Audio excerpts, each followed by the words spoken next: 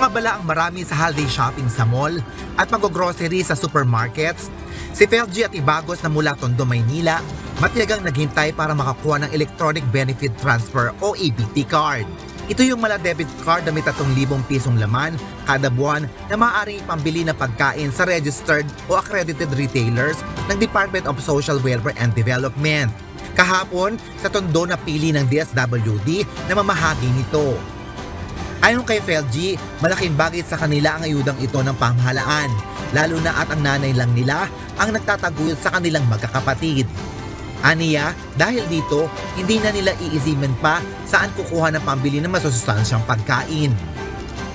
Mas pabor po sa mga estudyante nga gaya namin kasi mas more on go, glow, and grow po kami kasi yung canned goods po is hindi rin po masyado maganda sa katawan. 30 naman sa pamilya sina Melvin Basa. Sama-sama sila sa isang bahay ng kanyang 8 kapatid na may kanya-kanya na ring pamilya. Kahit ang ilan ay may pinagkakakitaan, kulang pa rin itong panggastos araw-araw. Kaya naman nagpapasalamat sila sa Diyos at nakasama sila sa food stamp program.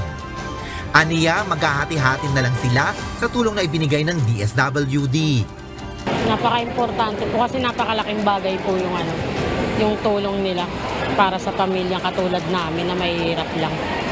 Ang pamilya ni Aileen Centeno na nabigyan din ng EBT card, agad ipinamili ng pagkain ang kanyang mga anak. Ito po, bumibili po ako ng manok, itlog, yan, saka baboy, para po sa mga anak ko. Sina Felgie, Melvin at Aileen ay 3 lang sa mga bagong benepisyaryo na kasama sa Scale Up ng Walang Gutom 2027 sa ilalim ng food stamp program ng Administrasyong Marcos. Layo ng programang ito na mabigyan ng tulong ang mga pamilyang kumikita ng 8,000 piso pababa upang magkaroon ng makakain at mabawasan ang bilang ng mga Pilipinong nakakaranas ng gutom. Ayon kay Department of Social Welfare and Development Secretary Rex Gatchalian, target ng ahensya na mabigyan ang nasa 3,000 benepisyaryo sa taong 2024. Kasama ang National Capital Region, Region 2, BARM, Region 5 at Caraga. Ang meron tayo is initial 2 billion for next year na nasa General Appropriations Act. But ang assurance naman sa atin ang instruction ng Pangulo is popondohan siya basta makita nilang maganda yung maging resulta after 6 months.